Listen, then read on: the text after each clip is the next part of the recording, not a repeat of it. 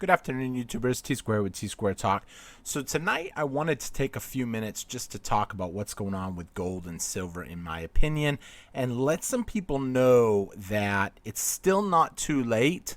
However, the clock is ticking. And what I mean by that is we are starting to see gold and silver prices start to rise again. Now, I know some people out there are going to say, that doesn't mean anything. It's just a temporary thing. However, if you just look at the last 30 days on gold, it's actually up $22 or 1.1%. The last 6 months, we're up $181 or 10% in just 6 months. Now, a lot of people are worried about inflation, what's going on. They're worried about the issues that are going on between Russia and Ukraine. However, I think the inflation is going to be our biggest worry right now. But a lot of the supply shortages on essentially that stuff that Ukraine makes or that Russia produces is going to filter into the market, which is going to cause a lot of shortages. And then on top of that, with rising prices due to inflation, we got a long summer ahead of us. Now, summer typically should be the time that basically, that's the good times. Think back to your grandparents when they used to go out and farm. They'd farm the summer, and then the winter would be the hard times. If we're going to go into the summer and already be having a hard time, then that just leads me to really wonder how bad winter's going to be and what's going to happen come winter. Now, we're going to talk a little bit about a few different things tonight, specifically gold and silver and how it relates to everything going on. And the shortages and how that could kind of affect a lot of different stuff. So with that being said, please, if you're not already subscribed to the channel, please hit that subscribe button, help the channel out. And if you could hit that thumbs up button, leave me a comment on this video. Let me know what you guys think, and check out some of our other great videos. We got a lot of different videos.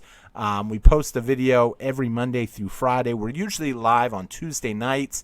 And so I really hope to see you guys there on a Tuesday night. And with that being said, let's get started. Now, right off the bat, to get started, I kind of want to take a look at the silver price to see what happened in the markets today. We do see silver trading now at $25.71. However, what's interesting about that is only 3 days ago, you had silver at $24.60. So we're talking in 3 days' time, we're basically up a whole dollar.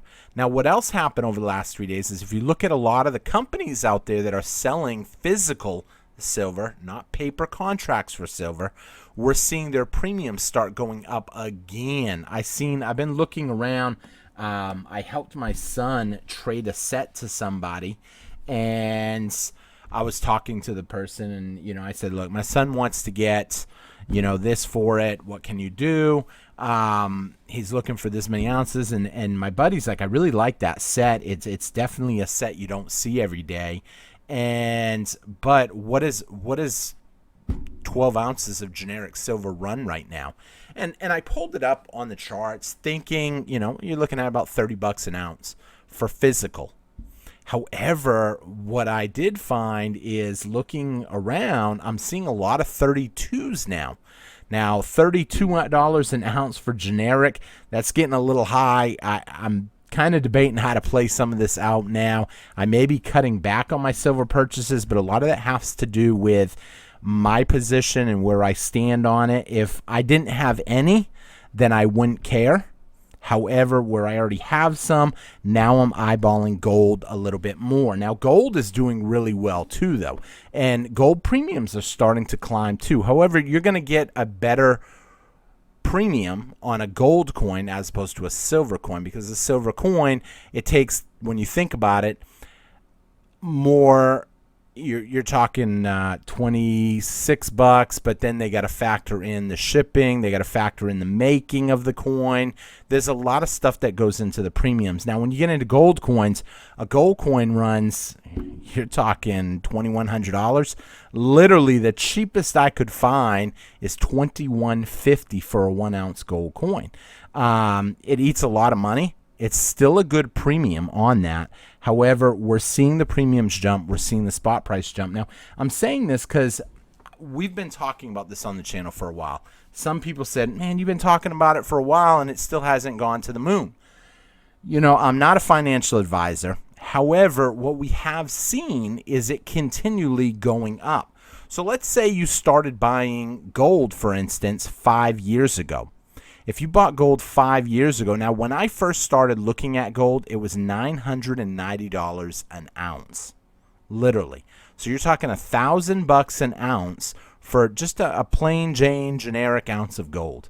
Now you're at $1975, but you're not going to get it for $1975. You're actually going to pay more than that. Now, if you look at the chart on gold in just 6 months, we just said earlier, 10% in just 6 months. Now, you think about what banks are paying you on your money right now, you ain't going to get 10% in 20 years, I don't think, at today's interest rates. Now, could stuff change and we go back to an honest dollar where, savers get paid and spenders spend and go into debt more? That could happen someday. Do I think there's a hard road in front of us before that comes? Absolutely. But scrolling back and taking a look at gold in just 1 year's time, you're talking 13% over the last year, or $228 profit. Now, if you bought an ounce of gold 5 years ago, you've literally gone up 53.25%. That's a pretty big jump. Now, I'm not going to compare that to stuff like Bitcoin or stuff like Doge or Shiba or any other crypto or stock market, because when you're dealing with gold, gold is a safe haven asset.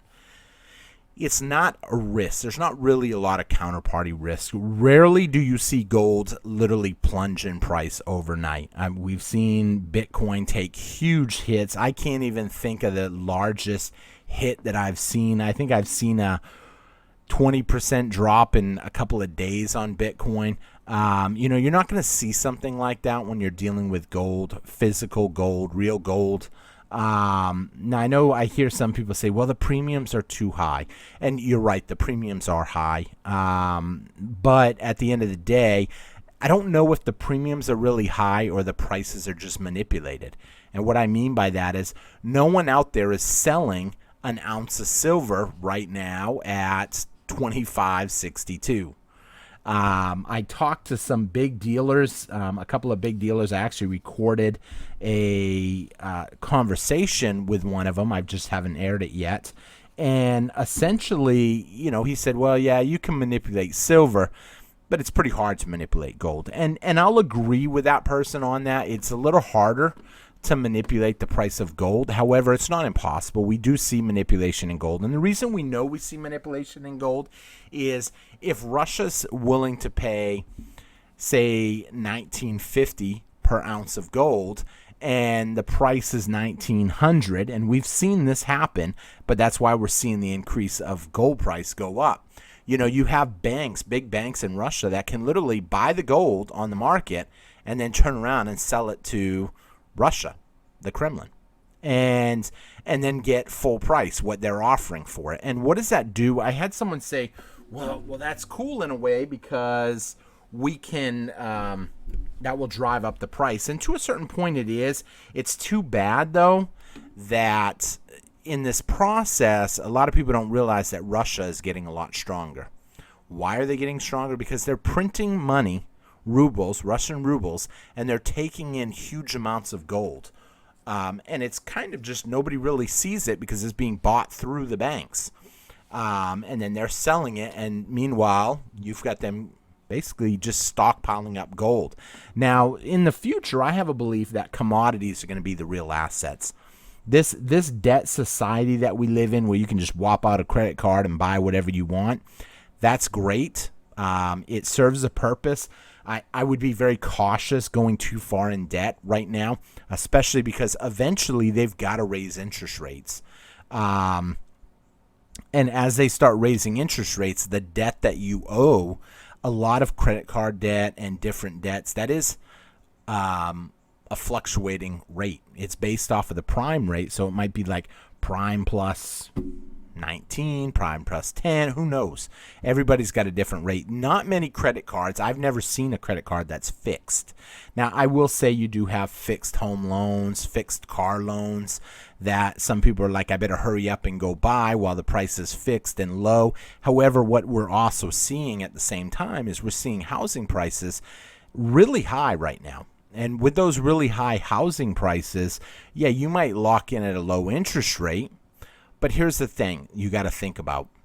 Even if the interest rates go up, we will be forced to possibly see house prices come down, because the kind of house you might be able to afford at a 3% interest rate, maybe a 4% interest rate, can you still get that same amount of house at a 10% interest rate, a 15% interest rate?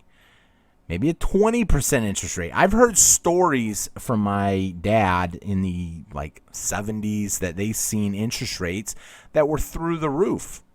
And the reason they were so high, the prime got up to I think it was 20% interest rates, but that had to happen to control the inflation that we started to see. Now, that was doable back then because we didn't owe the amount of money that we owe. We owe basically $30 trillion now. How do you pay $30 trillion plus a reasonable interest rate? Well, it's easy to pay $30 trillion and 0.25%. But do you really think they can go to even 5% with $30 trillion owed? Think about how much money that would account to. Think about 10% even. I mean, we'll use 10% for easy math, even though 5% is still pretty easy. You're talking half of 10. But if you owe $30 trillion at 10%, that's $3 trillion extra every year. 5% would be $1.5 trillion in just interest every year on that $30 trillion debt. So at the end of the year, you're still going to owe your $30 trillion, but you're going to also owe the $1.5 trillion at 5% on top of that. Now, right now, for a while, we had 0% interest rates, so it wasn't a big deal how much money we owed. I mean, yes, it's not good to be in debt that kind of money, especially when you're printing money like paper. I guess you could say it is paper, but while you're printing money like paper to basically pay a lot of this stuff off. And what do you see because of that? Well, that's why we're seeing huge gold price rallies. And I know there's some people that think this is just a temporary boom. It's going to come back down. I would be very cautious with that mindset because even though it could come back down, think about some of the stuff that's going on in the world and why really gold can't really come down anytime soon. Now, I got to say this. It's not financial advice. It's more just my personal opinion on this. But, there's a lot of articles out there right now that are pointing to a higher price of gold. Now, this article just happens to be posted on Kitco. Now, I will say with all fairness that Kitco is a gold and silver channel. Essentially, they sell gold and silver, they promote gold and silver. Lately I'm seeing them promote a lot of Bitcoin, which I'm not a Bitcoin person. Do I own some? Yes, I own a little bit of Shiba, which I'm pretty happy with Shiba. Just in the last 7 days, up 11.5% on Shiba, so that did really good. However, we could end up seeing a lot of different stuff start rising up as inflation happens. However, if inflation gets so bad, keep in mind the possibility of people looking at real assets versus fake assets. Now, this comes up a lot in our group. We talk about cryptos. We talk about digital assets. We talk about gold, silver. Some of the people in the channel, like me, hold a little of everything. But I'm centralized more in areas that I think that are going to do really well in the short run. And I hold minor positions and stuff that I think are a little bit of a long shot, like Shiba. However, when you see 11% jump in 7 days, I mean, that's a nice little jump. Now, here's the thing. At 11%, I'm probably not going to pull my money out. If we see a huge sizable return on this, that I am extremely happy, I may diversify some of my assets back over to gold, silver, assets that I feel haven't really peaked their full potential yet. But the thing I want people to take from, and you guys can check this article out if you want. The title of the article is "Gold Moves Higher as Inflation and Ukraine Fears Dwarf the Concerns Over a Hawkish Fed." Now, I know the Fed says that, well, with inflation, we're just going to raise interest rates. We're going to raise interest rates. They just went up 0.25%, 250 basis points. However, do you really think that they're going to be able to raise another 0.5% in the upcoming months? That's what they're saying right now. However, I don't think they're willing to do what's necessary because the government can't afford to pay the high interest rate and what we already owe without making severe cuts to their budget, severe stuff, cuts to defense spending, different stuff like that. So with that being said, it kind of makes you wonder what's going to happen. Now, that's the big reason why I like gold and silver.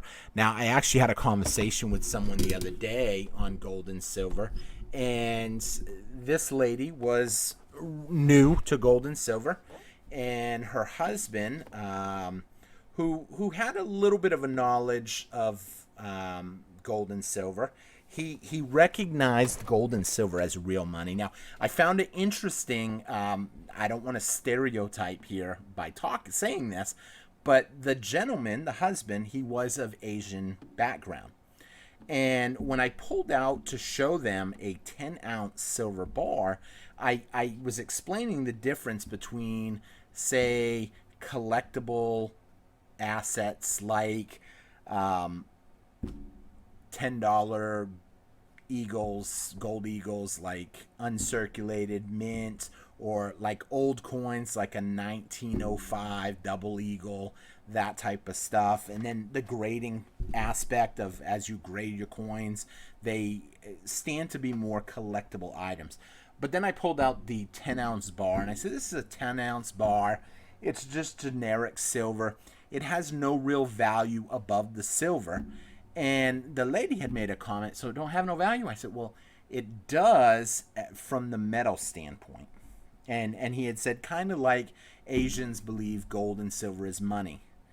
And when he made that comment, it really made me think, because we talk a lot about how Asia has been buying up gold and silver. Now, Asia scares me a little bit. I'm not going to lie. Some of the stuff they're doing right now with their lockdowns, a lot of people are following what's going on in Shanghai with the really crazy lockdowns right now, I would say. And they can't get the food in right now. They're short on food. They can't cross certain lines. And you're having people get to a breaking point where if you don't have food, what are you going to do?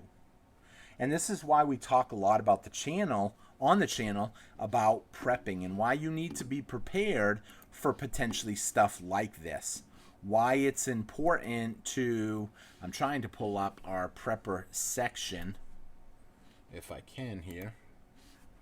Here we go. Hold on one second. We'll come down here. Let me pause that real quick. If we come down here, we talk a lot about prepping 101. There's a lot of basic stuff in here on prepping and why it is important. I highly recommend you scroll through some of the videos of the past. Maybe you've only been subscribed to the channel for a little while, but prepping is an important thing, because even though I don't think we would go to that kind of totalitarian measures like what we're seeing over in China, I will say China is wise on the monetary aspects of gold and silver, how it has a real value, and America has not taught, we haven't taught our people that.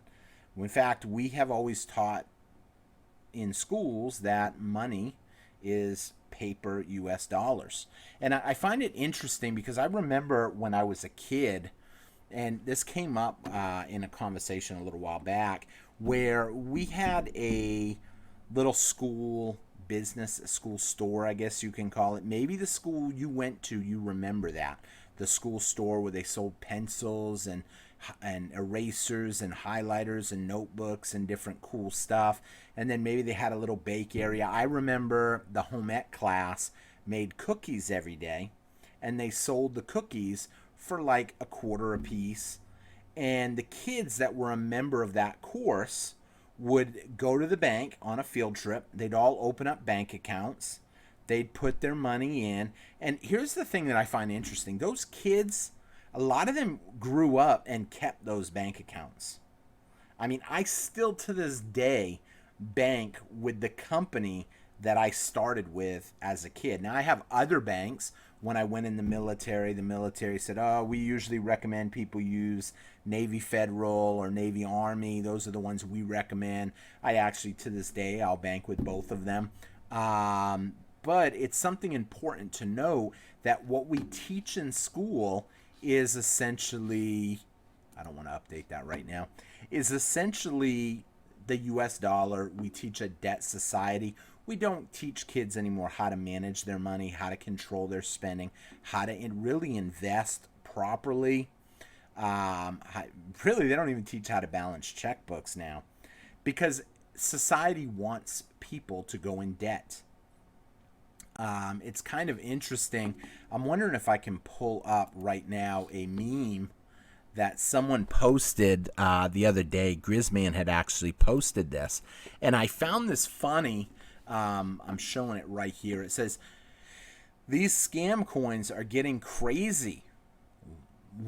Someone just shelled me, basically gave to him the other day. It's 21 trillion coins in circulation. So think about that. 21 trillion coins. Bitcoin, there's only going to be 21 million. This has 27 coins in circulation. It has an unlimited supply cap. That means even though there's 27 million in circulation now, they can run it as high as they want. It only has one node. So basically there's only one person essentially controlling that coin. 25% of the supply minted on these coins was in the last 6 months. So that means 6 months ago, there was basically, you're talking 19, 20, you're talking about 21 essentially trillion only 6 months ago. And then 1% of all the holders own 30% of it. And then somebody wrote, I'm just kidding, it's the US dollar. And that really does say a lot. I should have enlarged it actually. Now that way you guys could kind of read it. I was kind of squinting when I was reading. This was another one talking about inflation. Now this inflation meme, it's comparing the US dollar to Bitcoin. However, I worry about this down here a little bit, maybe miseducating people. But I mean, I'm not going to lie. It does stand to be true to this current day. You know, in 1998, you had a $20 bill could buy you all these groceries. 2005, it could only get you that. 2014, it would pretty much get you that. 17, it just get you a little bit. And then down in 21, $20 don't really get you much. But if you put that same $20 in Bitcoin in 11, 13, 14, 17, all the way up to 21, you see where it's going here. Now, I mean, it does point to Bitcoin, but the thing about Bitcoin I worry about is if a lot of stuff starts crashing, people could possibly get scared. So I would be very cautious about that. But when it comes to gold and silver is an actual asset, a commodity that people need. It's traded. But I did really like this meme, so that's why I kind of wanted to show it to you guys really quick, just so you guys could kind of get a kick out of it. But that's where the US dollar is going, and people think that this is going to go away like shortly. It's not going to go away anytime soon. That's why we talk a lot on the channel about prepping, about food preservation. What would you do tomorrow if all of a sudden the lights went out for whatever the reason? And essentially, do you have enough food to last a couple weeks at your house? Do you have enough food to last a month at your house? 2 months at your house? Where do you stand on that? You know, some people think, oh, you got to be a tinfoil hat nut to believe that stuff. And to a point, You could say that. You can get away with saying that. But the thing that a lot of people don't think about is if you had said what's going on today 5 years ago, I would have called you a nut. Now we're living it. I'd say we're living the dream, but it's more like we're living the nightmare the way things are going now. Prices going crazy. They're putting restrictions on how much stuff you can buy. The money has just been overprinted. I don't even think we've seen the inflation from the last major printing of money. So, because when you read that and you think about how much money they've printed over the last, we'll say 2 years, now factor that out, have prices gone up by that same percentage? No, they haven't. I mean, we could be in for a whole lot worse coming. And when you have more money out there, you need more product, or supply and demand will actually take over. You'll have your supply, which is a set amount being made every month, every year, and then you'll have everybody has enough to buy it. I mean, if everybody in the country was a millionaire, can you imagine we'd have a shortage on Lamborghinis, Porsches? If everybody was a billionaire, we'd probably have a shortage on private yachts and private jets. I mean, if I was a billionaire, why not go buy a private yacht and a jet? If I want to travel, I'm just going to fly there in style on my personal plane. So, that's where it comes from. But unfortunately, not everybody's a billionaire. Prices, there's a fixed amount of them items. There's a fixed amount of Lamborghinis. There's a fixed amount of the material that we need to make those products. And here's the thing. There's a fixed amount of gold and silver. And that's why we're seeing the prices start to climb. Now, I know some people, when I talk to them, they're like, it's only up $10. Okay, it may only be up $10, but what's it up in the last 3 days? If you're talking 10, 10, and 10 every day, you're seeing good gains there. I mean, only 3 days ago, gold was $19.40. Now we're looking at $19.75. That's a $35 jump in only 3 days. I think we're in for a really rude awakening. And the people that are out there that are saying, people have been saying this forever, you can see the numbers off to the side. The numbers don't lie. We're seeing the prices go up on this stuff. And the people that don't see it are going to be hurting later because they're not going to have that much. Now, don't get me wrong. If you're putting your money to paying off your bills and you're not buying precious metals or an asset that's going to do really well, I would tell you, okay, at least you're doing something productive. But if you're like, I'm just going to go and I'm going to buy this new car, I'm going to put it on credit, charge it, I'll make a payment every month, you're digging yourself a hole. And eventually the piper will come due. Pay the piper, however they used to say that comment. Time to pay the piper. And when that happens, it's going to be harder for you.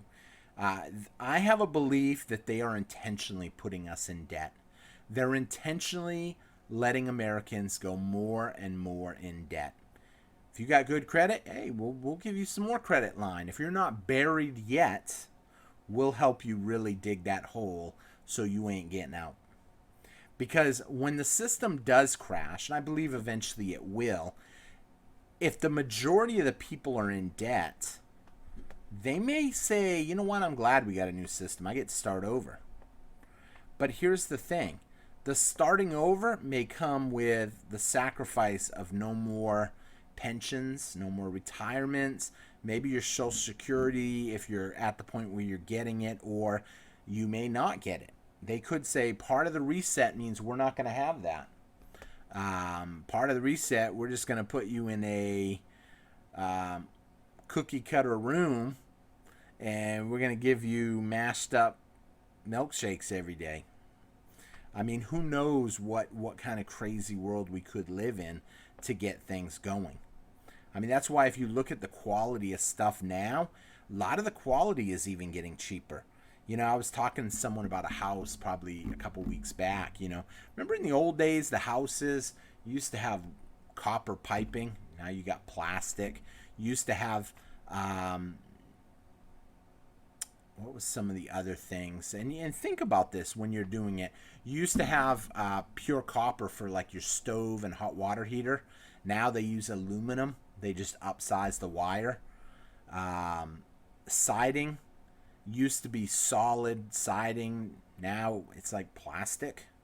I think it is plastic in a lot of cases. The stuff is getting worse. 2x4s used to actually mean 2 inches by 4 inches. I don't know what they are now, but they've shrunk. And a lot of people don't even know that a 2x4 is not 2x4. Just like a lot of people don't know a penny is not copper. No, we've got rid of the copper. We can't even make an honest penny in this country anymore. And it's sad when it gets to this, but a lot of it came this way because of the amount of debt that we have acquired. So with that being said, please hit the thumbs up on this video. Please make sure you check out all of our other great videos. We got a lot of great playlists. If you don't really know much about silver, I highly recommend you check out maybe some of these universal coin and bullion videos where we talk about different coins. The prices on these videos, depending on when they came out, may not reflect today's prices. Like a year ago, what a ounce of silver or a tenth of an ounce of gold. And keep in mind, when you're looking at silver, these are not the prices. Yes, these are the prices, but when you want a physical coin, you can't buy a physical ounce of silver anywhere right now for $25.75. You have to buy to get this price, you've got to buy either a 1,000 ounce bar or you got to buy a paper contract. The same on the gold. Because there's a lot of costs that go into getting that coin to you and stuff, and these costs continue to go up. A lot of it has to do with oil prices and gas prices going up, but if you think inflation is over and you believe we're at the end of the inflation, I really do hope you take some time to look into this. Now, like I said before, I'm not a financial advisor. I am just a YouTuber that puts a lot of time into reading this, so therefore none of this should be taken as financial advice. However, it should be considered and looked into because a lot of people won't tell you this. There's a lot of incentive to keep the game going for a lot of people. And if hypothetically someone makes money off you buying stock, they're going to want you to put your money in the stock market. So with that being said, check out all of our great videos. Please hit that thumbs up button, and please make a comment under this video so I can hear what you guys think of this video and some of our other videos. I love reading y'all's comments, and your comment could be the topic of our next video. Thank you all for watching. I hope to see you guys again on Tsquare Talk, and y'all have a great day. Take care, everybody. Good night.